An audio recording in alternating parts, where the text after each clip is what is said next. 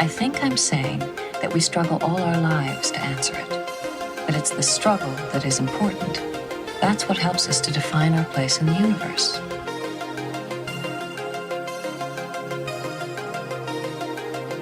This is Beverly, Dr. Beverly, Dr. Beverly Crusher.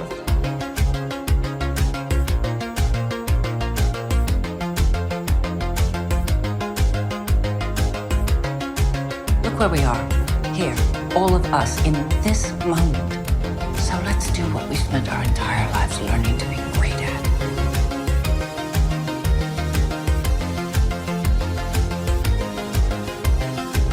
And this is Crusher Convo. Hello, sweetie, and welcome to Crusher Convo, where we're crushing the conversation one episode at a time.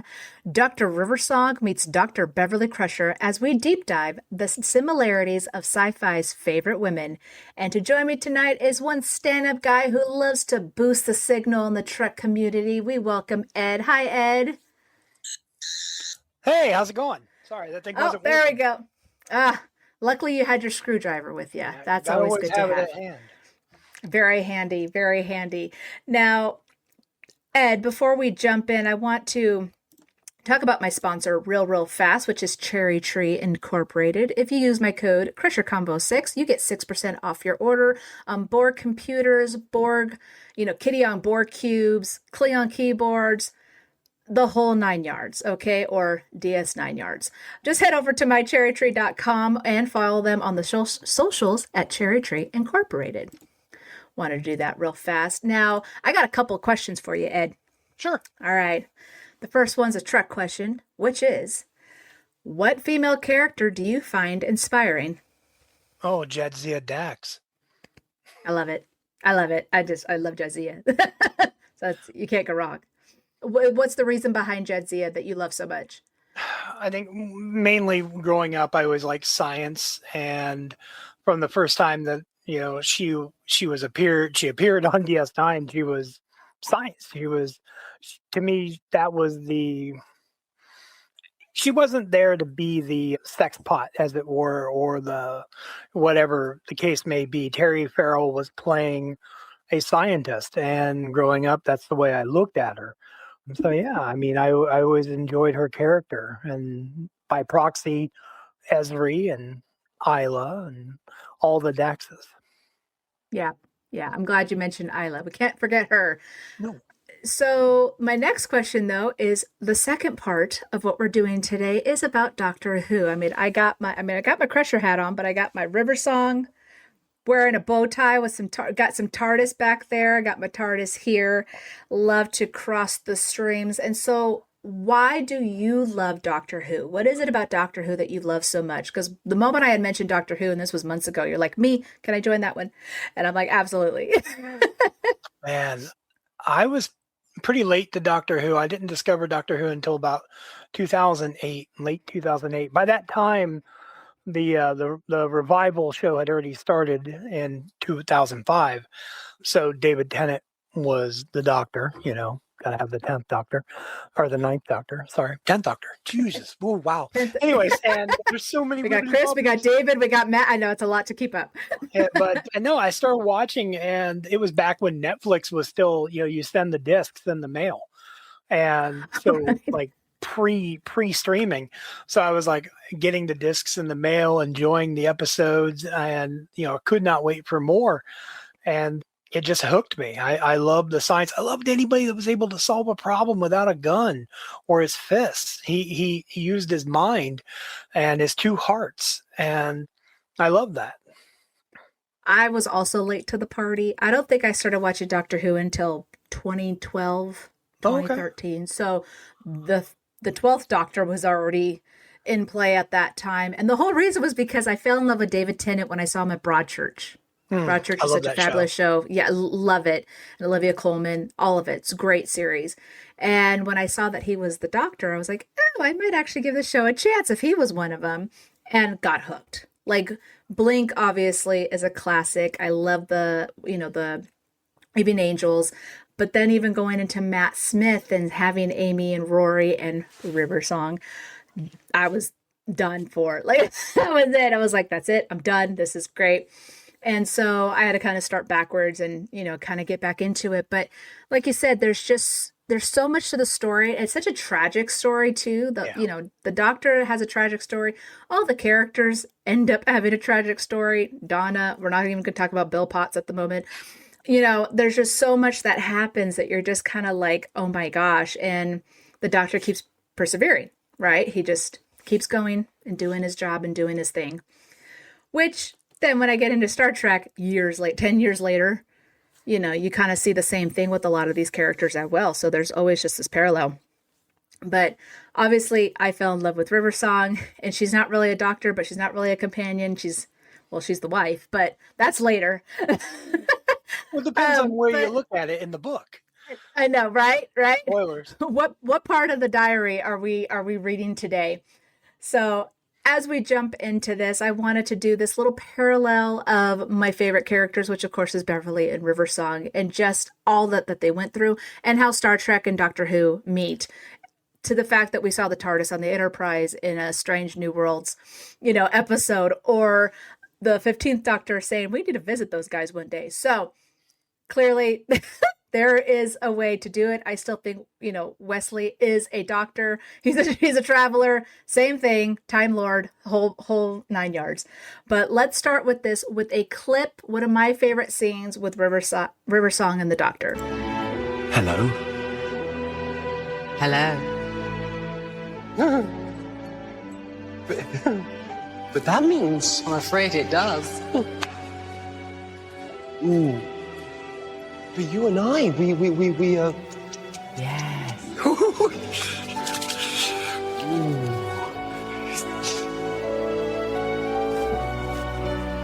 How do I look?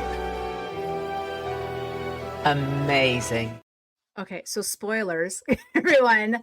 A big secret was revealed in this moment. And I loved that scene because there was something about River that was so soft with the doctor, because he was so excited and confused, but then happy and having all these mixed emotions. And she just was, I think, just relieved for him to know her secret, which was that she was Amy Rory's daughter.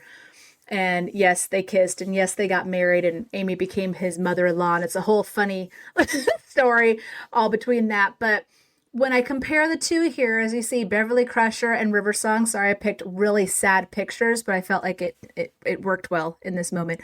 Of course, Beverly is the chief medical officer and a scientist. She lost both her parents as a child. On and off romance with the captain/admiral often keeps her feelings hidden beneath professionalism, and was the mother of a son whose destiny was greater than her own. As River Song, she's an archaeologist and a scientist, was taken from her parents as a baby, sort of grew up with them. Again, timey-wimey stuff. On and sort of off romance with the doctor, just because their timelines did not meet. And then hides enormous emotional depth behind flirtation and confidence, and was born with a destiny that she could not control. And I think those are kind of the big things. Like, these women went through a lot when it came to, like, River had no choice, and Beverly in a lot of ways had no choice, particularly when it came to Wesley. But they handled it. They're badass in their own right. And I think that's why I enjoyed them so much. When I kind of turn over to River for a second, what is it about River that you admire or that you enjoyed during her storyline between when we first met her, which was her death, versus the last bit that she had with the 12th Doctor when they were on Beryllium? Man, that's a loaded question. I loved every moment. I think what I really loved was the storytelling. I liked that one character's arc could stretch from one era to even 2 eras later. It didn't matter which doctor it was. The last 24 years that the doctor spent with her for that final night is probably one of the most heartbreaking moments. I mean, there's literally a pile of Doctor Who heartbreaking moments, but that was one that stuck with me a long time. And it's probably the first thing that came to my mind when I thought of her, other than the library. So, Absolutely. And Kathleen, hello, Kathleen. She is a part of a podcast, which your guys' new name always escapes me. It used to be FSF Popcast, and now it's, I think, Pulp Culture Addicts. Haha, I remembered. She is part of that group. So thank you for joining us tonight. But she says, yes, that the timelines were backwards. His first time meeting her was her last time meeting him, which, if you mentioning beryllium, right, the 24 years, Yeah. that affected the 12th Doctor, right? He wore a wedding ring.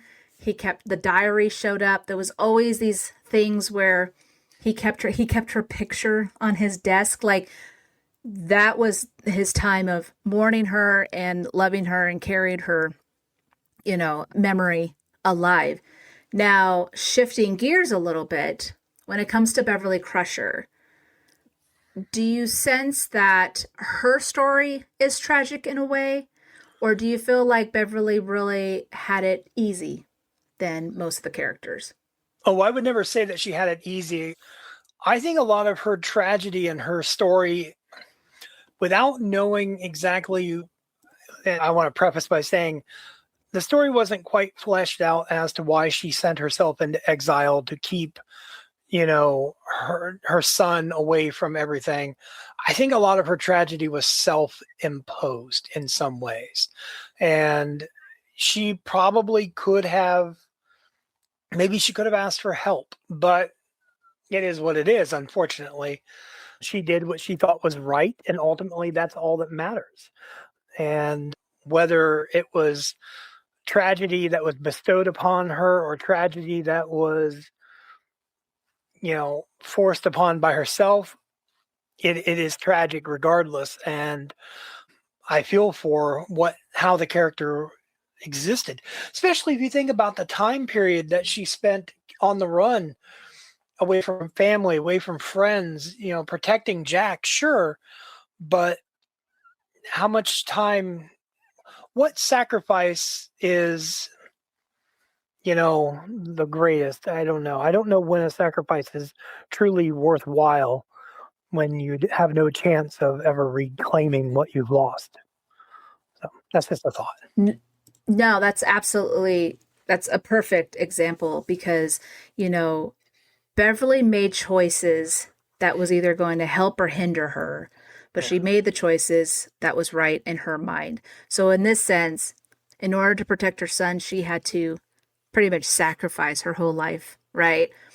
And I kind of feel like River did that in a way, even though her path was already destined for her, she made the most out of it, trying to understand her parents and trying to help them through their journey because, Rory and Amy kind of went back and forth.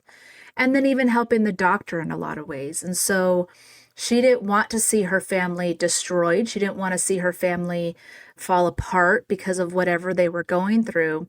And so even though, spoilers, she didn't want them to change the timeline in a way, she still kind of helped nudge them, right, in a certain direction to help them. Now, of course, the last time she sees her parents were with the Weeping Angels. And as much as the Doctor was freaking out and saying, like, no, we'll fix this because he didn't want Amy to die, River was the one that just kissed her mom's hand and was like, letting her go. Her parents are going to be together, even though she's never going to see them again. And even the Doctor says that later, like, those were your parents and I'm so sorry. And she just kind of held it in. But she had the mindset of knowing that her parents were together and safe. Not having to deal with all this, are they going to live or die, and deal with because being with the Doctor is dangerous. As much as it's an adventure, it's very dangerous. Every single companion has suffered in some way, shape, or form. Kind of the same with the Enterprise, right? Now they know that. They signed up for it. They know that something could happen, and how many times have they almost died if it wasn't for Spock or Data or even Beverly or even Wesley, Jadzia, whoever was, helping them out. There was always a risk to that. Now, one of the things that I had written here about the similarities between River and Beverly is both regularly face alien threats, temporal weirdness, diplomacy crisis, and combat situations without losing composure. Can you think of a specific time between River or Beverly that they were able to handle a very complex, tough situation and be, in control, composure wise? I'll jump with River. I think one of my all-time favorite episodes is The Impossible Astronaut. River was dealing with a lot of different things. We had a doctor that was obviously older. It was a doctor that knew what was going to happen. Another doctor that didn't know what was going to happen. I think River showed the best there. I mean, she was the one in the suit. There was a lot of, I think, if I'm, I don't even know. Maybe even, man, they got me thinking, because I'm jumping. That was the first thought I had, but I got to go with, there's so many different other aspects. Like, how many times was she lost and they would have to find her somewhere in time? And man, even with the silence. You got me a good question. That was a good one. I do my best. It makes me want to go back, and it makes me want to rewatch them. And this is, that's great. Dissect it a little bit. Yeah, I'm all for that. But even like the silence, right? Yeah. That was a very complex, and that's also a very great alien and villain for them, because they would forget within seconds, and having to do the marks and try to understand that. So even for River, who is going backwards versus the doctor and her parents, is not sure what to do. Oh my gosh, I love it. Oh my gosh. Is that a Funko? Yeah. So I love it. I love it. I wish I had it. I would steal it. The unfortunate part is you're going to forget about this in about 3 seconds. That's very true. What were we talking about, Ed? I'm sorry. I don't know. I forgot. You don't know. Okay. Now you threw me off. Actually, I was going to say, we got a silence Funko, but we still don't have a Beverly Crusher. Please follow Justice for Crusher over on Instagram. Again, it's those, yes, exactly. It's those moments where you're like, what is going on? And that's what I loved about it. I had a talk, as you guys saw a couple seasons ago, I had my front office manager join me who had never seen Star Trek ever. So this was a fun conversation. She has moved on to better places, which means she got promoted. And we have a new front office manager. She got promoted, okay? But we have a new front office manager who we have a lot in common. She loves Doctor Who. She watched Star Trek as a kid. Like, there's just, Star Wars. We could talk all day. But today we were actually talking about our favorite companions and things. And we both love the 10th Doctor. I'm a huge David Tennant fan. But there was something about the 11th Doctor with Amy, Rory, and River. That just group of people was amazing combo.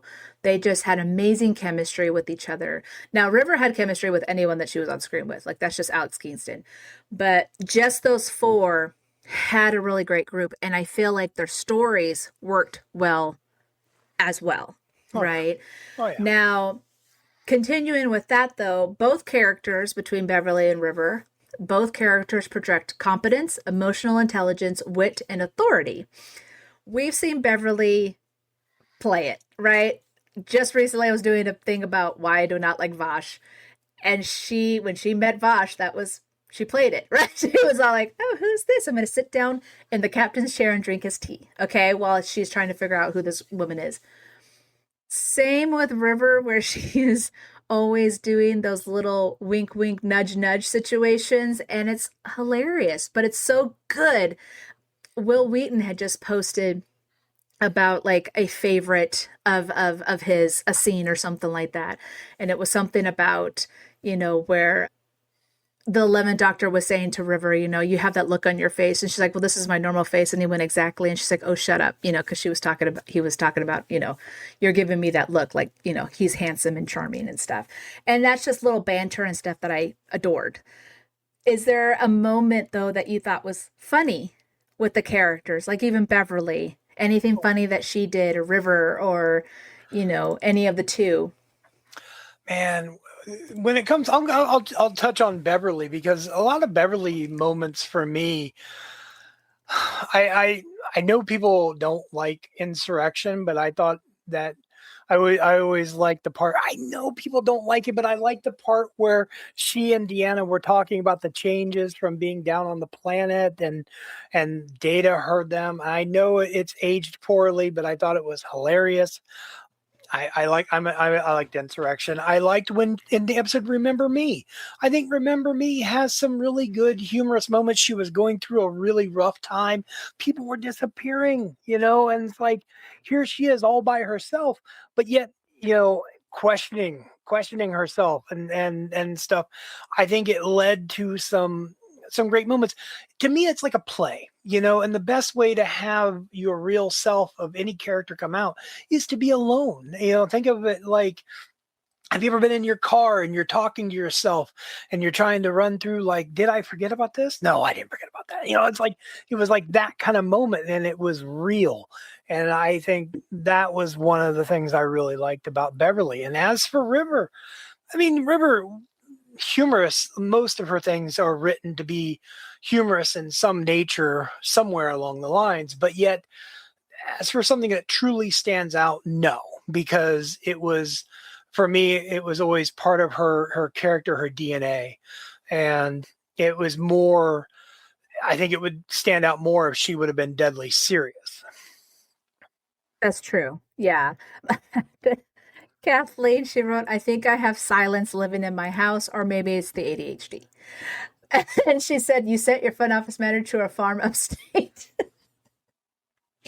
Luckily, she's only 2 blocks over, so I can still see her. Now, Kathleen also does say, oh, when River says that the TARDIS taught her to fly and that she doesn't like the doctor keeping the brake on.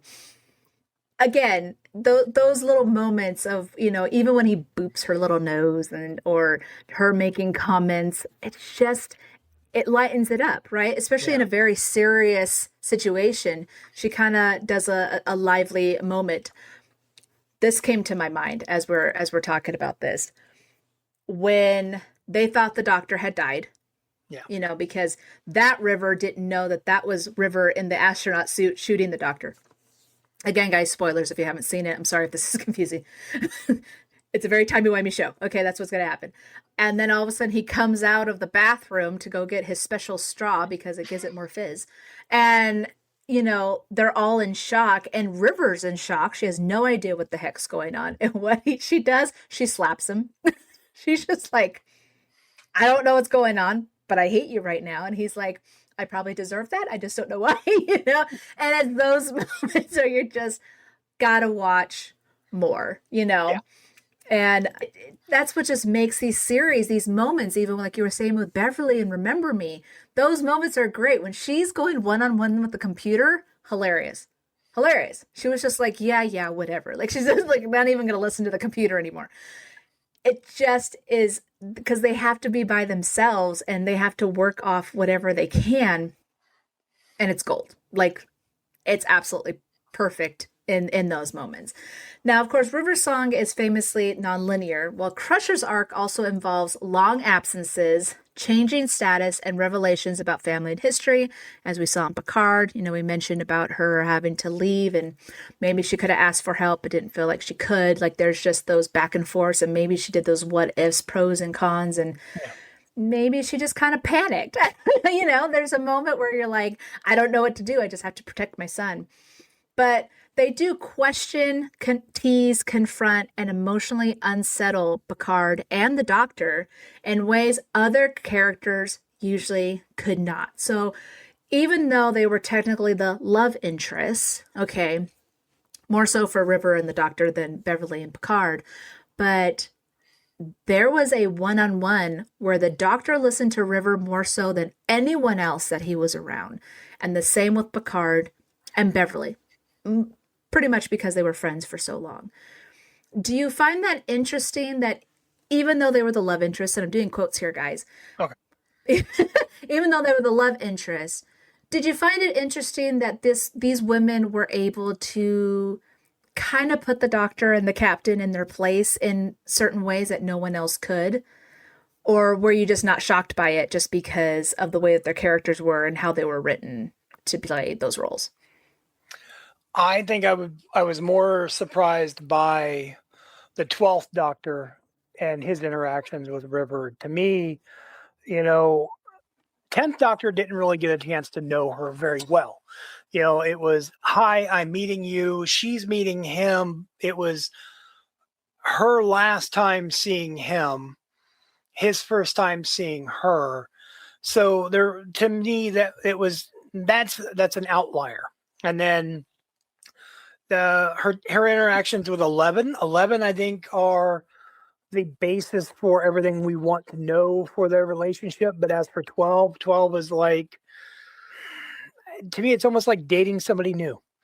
You know, it was, yeah, it's like, hey, I met this guy, he reminds me of my ex, but something a little different about him, you know, and a lot of it is the actors. I love the fact that with the exception of River being Melanie, okay, with the exception of that, it was always the same actress playing River. And I love that. There was that continuity. And it made it a little more interesting, and the dynamic that we had between them. And I don't even know where I was going with a thought. And so, or what the original question was. But that's my thoughts. The silence has struck again. These numbers. Oh my gosh, it's growing. Well, I was talking about, you know, the duo of it all, that, you know, Picard and the Doctor listened and kind of were like, they let them, how do I put this?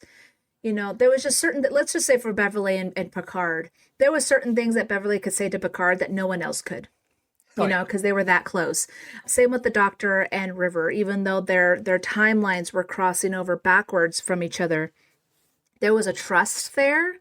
And even though the 10th Doctor, like you're saying, it was his first time meeting her, he trusted her right away. Now, granted, she said, she said his name, and that was like, okay, I must really trust this woman if she knows my name. But throughout her whole story, there's just always this, because he's still learning about her and trying to understand who exactly is she to me, but he always has that trust. And the same with Beverly and Picard. And even if River and Beverly have to put the Doctor and the Captain in their place, they can. And it's a little different versus any of the other characters that we've seen. Kathleen also says River has the connection she has with the TARDIS because of Amy Rory made her in the TARDIS. Exactly. And I think that's also part of the reason that maybe why the Doctor felt a connection, because he's also too tied to the TARDIS. Yeah. So my episode that I love is Good Man Goes to War, hence why I did the clip. It's just, that's a turn for the Doctor because he cares so much for Amy and Rory and their baby. This is before he even knew that River was the baby. But you saw a side of him where it was like, you know, good men don't need no rules. You'll understand why I need so many. Like, there's just that line is scary. Like, you're like, oh, like, okay, don't push him. Same with Beverly, really, when it comes to her kids, or even Picard when it comes to his crew, you know, don't mess with them, you know, because they care that much and they're a part of that. But I just love the dynamic between the two couples. Again, quotes here. You know, one did get married, the other one didn't, but it's fine. It's safe to call Picard and Beverly a couple. I mean, yes, they had a child together. Yes, it was how it was, but couple in the traditional sense of them being, you know, we're a couple, or the fact that she is a confidant. Maybe that's a really good one because she is somebody that he trusts implicitly. Right. If she and think about, and I think she trusts him the same way. Let's go back to First Contact. Picard had made the decision to blow up the ship. Okay. Right. And so that's going to happen. And the one person that doesn't even question it whatsoever is Beverly. The captain has made up his mind, and and to me, knowing the character and how she is, assuming that we just assume that the character is who the character is, that shows a confidence in what his decision making is. She believes that he has the right decision. And if she didn't have faith in what he was going to do, I think any good writer would have had her speak up. And she would have been someone that could have made him see it a different way. Right. Eventually he does, but I think she has a power over him that he knows about. I think she knows it. Think about their connection, when they were connected on the one planet, and attached. they were able to feel each other. Yeah, exactly. It's it's hard to get past that. And I think that's and this is me putting some sort of logical reality into fictional characters, but that's what we do. That's what we're here for. Actually, it's you mentioning about first contact. It kind of reminded me about Symbiosis. Yeah, because she was dead against what he was planning on doing, where she's like, no, we could help these people. He's like, nope, prime directive. And she's like, well, I disagree 100%. I'm going to have to do this because you're the captain, you're making this, but I don't have to like it. Same thing with Iborg when it came to Hugh. I'm here. I don't have to like it. She lets her opinion known to the point that even in Iborg, because she kept letting her opinion be known, it changed Geordi's mind. It got him to understand. It got to Guinan. It got to Picard. Again, I think Beverly is the biggest reason why Hugh even survived that. Yeah. So it's those connections are very similar in a lot of ways. And that's what I love about these two women who go through stacked against the odds here and yet persevere in some shape or form. Right. Right. So absolutely love it. Now, bonus discussion here, not necessarily about River or Beverly, but just wanting to know more about what our favorites when it comes to the, Hugh-verse and Star Trek. So I'm going to ask you right now, what is your favorite Doctor versus your favorite Captain? Okay. Well, my favorite Doctor is Matt Smith's 11th Doctor. I couldn't tell with the bow tie. Bow ties are cool. Yep. Yeah, but a lot of it came down to a couple of different aspects for him. Yes, I started watching when David Tennant's 10th Doctor was around, but Matt Smith had a sense of energy and usefulness that I connected to at the time. I was in my 20s. I am so old. But anyways, I had a chance, I was in Utah when they were filming scenes for The Impossible Astronaut. I was there. Right. Yeah. I was very, very close. I was able binoculars and everything, but there are aspects of that episode that tie into my real world. There are characters that are discussed. I live in the hometown of characters that are discussed in that episode. That the 11th Doctor chose a vehicle. You don't see the Doctor in any iteration usually drive vehicles, but he was driving an Edsel. My real name is Edsel. I really love that. And so I was like, well, that's my Doctor. That's my Doctor. I have the Sonic, it's but favorite Captain, Cisco. Anybody that knows me, I'm a Cisco guy for reasons that we could do an entire hour on. But yeah, I'm a Cisco guy. I mean, just Avery Brooks alone is he commands, you can't go wrong. He commands respect, attention, and I would follow that man. Even if he wasn't a captain, I'd be like, what do you want me to mow your grass? Okay. You're like, sure. The one thing that I do love before I pick my two answers, and I kind of already talked about it earlier, but is how Will Wheaton did portray Wesley in Prodigy as the 11th Doctor. I mean, I got so much Doctor Who vibes when he was there. He was all over the place. His mind's going this way and that way because he's not in the same plane as us. He's literally on multiple planes all at once trying to figure things out, which is kind of like how the Doctor is. But I loved that. It was just such a great crossover between the two and just showing that Wesley is a Time Lord, and I'm all like, oh my gosh, Beverly gave birth to a Time Lord. No, but I mean, it's just, there's just these moments where he had a destiny that she could not understand, but she just let him do it. And even though that broke her heart, because she obviously never saw him again, except for 2 times, But it was those moments that she cherished forever. Now, obviously, I got into Doctor Who because of the 10th Doctor, and so he is my doctor. Like David Tennant, 10th Doctor, that's who I love. Love him with Donna. Those two were just amazing. But, when it comes to just overall story, I think the 11th has better stories overall. But David's my guy. I always have to say he is the whole reason why I got into Doctor Who. But for my favorite captain, I mean, I will say Beverly Crusher because she was a captain. But if I'm but if I'm gonna go off of the shows, I have to say, and it's a toss up because I love Janeway, but I would have to say Picard. And I don't know if it's because that also got me into the franchise, right? So 10th Doctor got me into Who, TNG got me into Star Trek. And so I think I hold those close to me because of my own journey when it comes to the franchise. But there was just something about Picard that I felt that he also had this command and, philosophy of how he approached people and new species and trying to be that middle ground when it comes to whatever they were going through.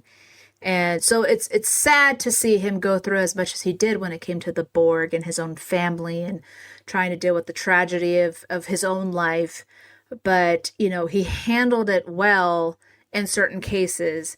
Obviously, I don't really agree with him how he handled his relationship with Beverly, but that's a whole other can of worms. But I think as a captain, he gained a lot of respect. Guinan obviously had so much respect for him that she followed him wherever, she trusted him with her life.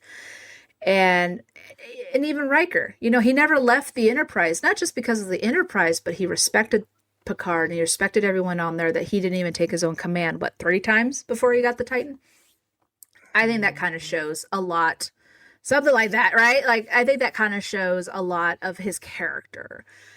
Now, when it comes to the relationships, so Picard and Beverly, or the Doctor and River, which story do you feel like, I don't want to say connected to, but that you enjoyed the most? Man, me personally, I got to go River Doctor simply just because it has every aspect you could want. It has love, it has drama, it has tragedy. They were from the very beginning. I mean, when we were introduced to River in the library, we never knew how it was going to begin. We knew how it was going to end, but little did we know that it would even continue.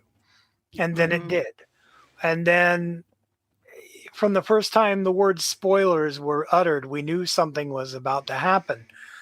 And looking back on it, you can go back and rewatch it for the second, third time, and it's still, there's always going to be something you're going to catch. And I think that really, I don't know, I like that, and I gravitate towards it.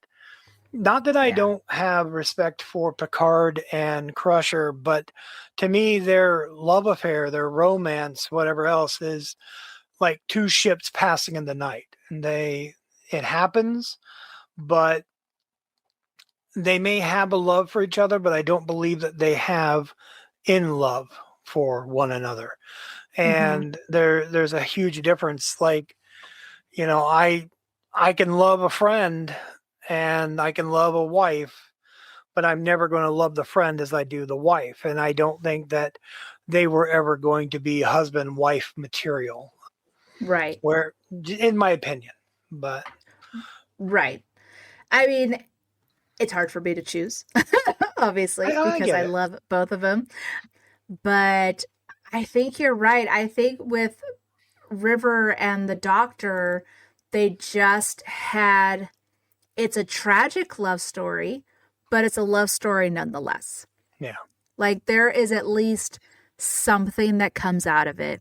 They got to spend 24 years together just loving each other and not having to deal with aliens and trying to go from one place to another, different timelines, all that stuff. It was just them two. And I think there's a beauty to that.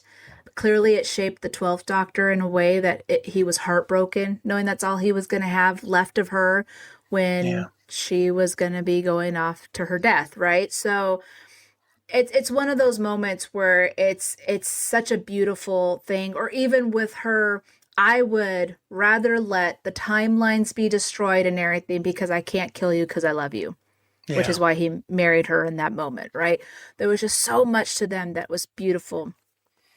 Picard and Crusher are also tragic, but tragic in the sense of they made their stories tragic. They're very stubborn people, and they both made choices to a fault. And it doesn't matter, if I may interject, and I want to go for it. It doesn't really matter what timeline we look at too. Let's look at the All Good Things timeline. In the All Good Things timeline, they're married and it still didn't work. They still wanted something different. They still chose different paths. Mm-hmm. And it didn't matter which reality we were dealing with. It was going to happen. They were bound to be unhappy as a couple.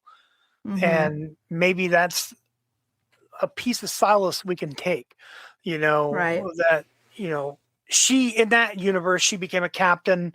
She was on the Pasteur. She seemed happy until he came back. And I was like, she's like, great.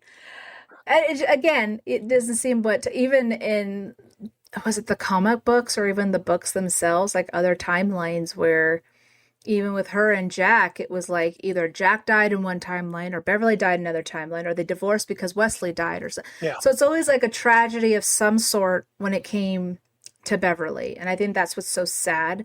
But she also doesn't really need a man to, fulfill her life. But as a role of a mother, that was her life, right? That was her biggest accomplishment. As much as being a doctor and a scientist, her children were everything to her.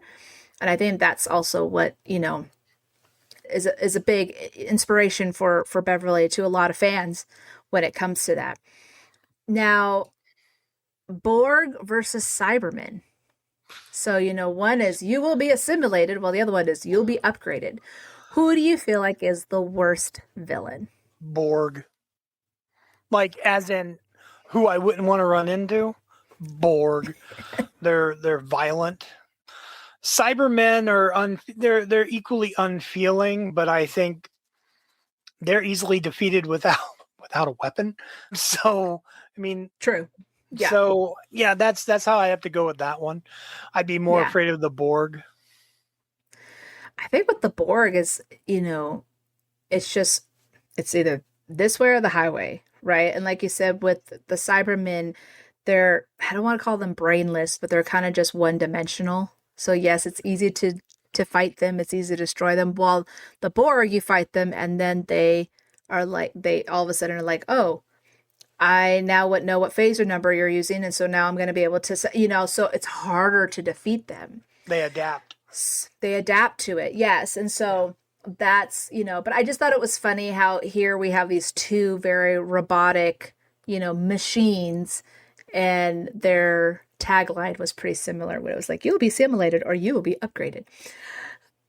So that's why I had to ask. But I would go with the Borg as well for that same reason, because it's just not...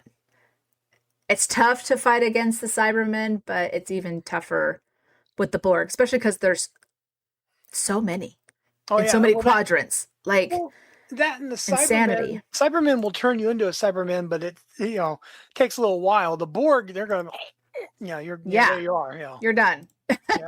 You're done. That's it. And then it's also more like look at Seven. She was a child, and how to her to try and come back and adapt from that, it was more rough than anyone else, that had gone through with the Cybermen. Now, I didn't get any penny for your thoughts, but I will be doing a sick bay spinner. So my next episode is going to be in a couple of weeks, and I'm going to be with Abby from First Flight Podcast. So right now we are going to find out what my next episode is going to be.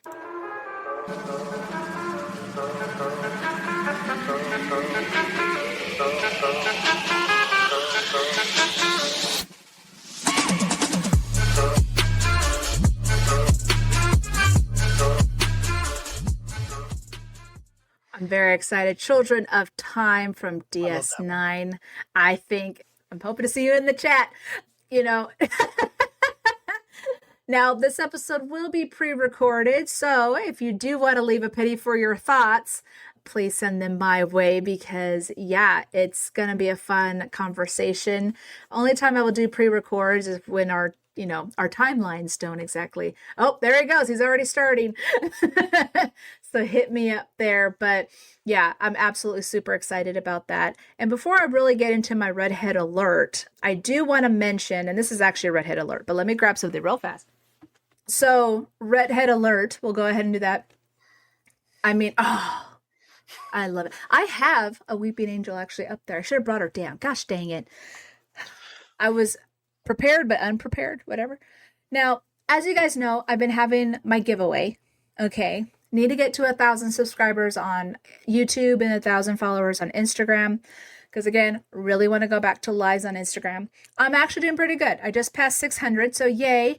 On Instagram, about 466 here on YouTube. But I really want to highlight this. Here it is. Gates McFadden autograph. So once I get to 1,000 subscribers and 1,000 followers, I will be able to give away this very unique autograph of a picture that I took and that Gates signed. So I wanted to mention that. I always say it every episode, anytime, but I really wanted to bring out the item, okay?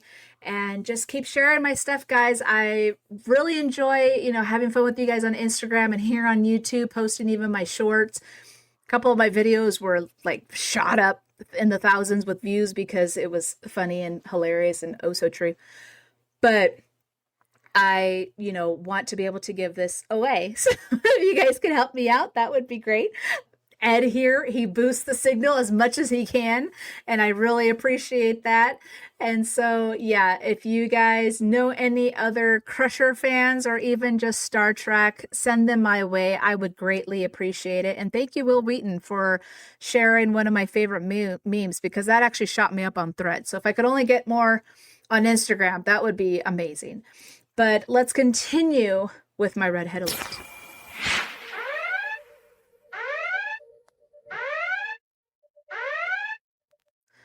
So like I said, guys, if you love to hear your thoughts here on the air, please submit a penny by recording a 60 to 90 second clip over at crusherconvo.com, or you can email me your thoughts to crusherconvo@gmail.com, and I will announce your penny live on the air. So anytime that you guys have any thoughts of an upcoming episode or even a question to someone I'm going to be interviewing, do not hesitate. Send it my way. I love to hear from you guys, especially when I'm doing a pre-recording and we can't really hang out in the chat. I would love to hear your thoughts about an upcoming episode.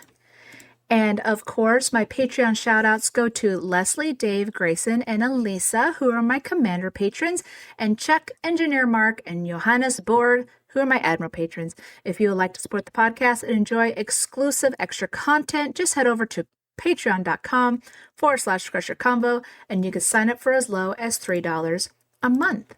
And I do also want to say real fast that on Sunday, I will be doing a live react and review of me watching Star Trek Into Darkness for the very first time with my Admiral patrons in the chat, and we get to discuss it. So I'm super excited about that. That's going to happen at 10 a.m. Pacific Standard Time on Sunday for my Admiral patrons. So if you want to join in, just sign up. And then, that would be great. But yeah, I'm super excited about that because I'm almost done with the movies. I think those are the only two I have left now that I think about it. So I'm excited about that. But you know what, Ed? Thank you so much for joining me tonight. Please let my listeners know where they can find you. Oh, well, thanks for having me. I can be found on Instagram. You can find me at MyFigureUniverse or at Boosting the Signal, both on Instagram. My Figure Universe is on Threads as well as on Blue Sky. And here on YouTube, if you're on YouTube right now, My Figure Universe, it's the entire channel. It's where the Boosting the Signal podcast is on.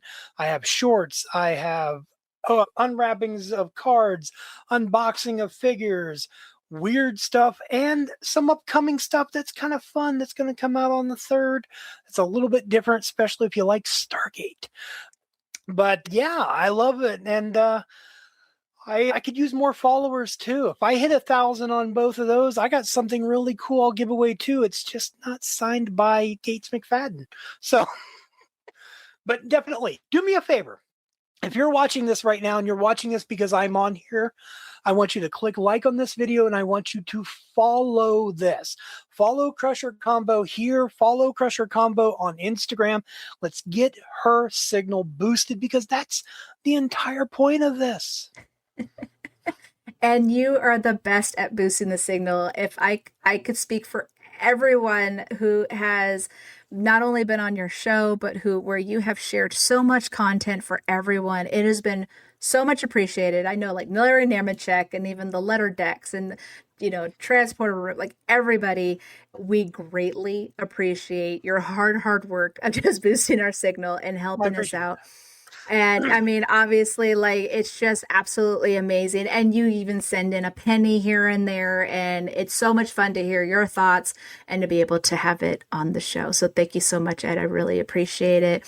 But as we end tonight, it's going to be a little different. I did a Beverly and River song video probably last year, and I wanted to share it with you guys. So I'm going to share that video right now, and then it will go into my end credits. So thank you so much for everyone who joined, Kathleen in the chat, and anyone who is going to be joining later on.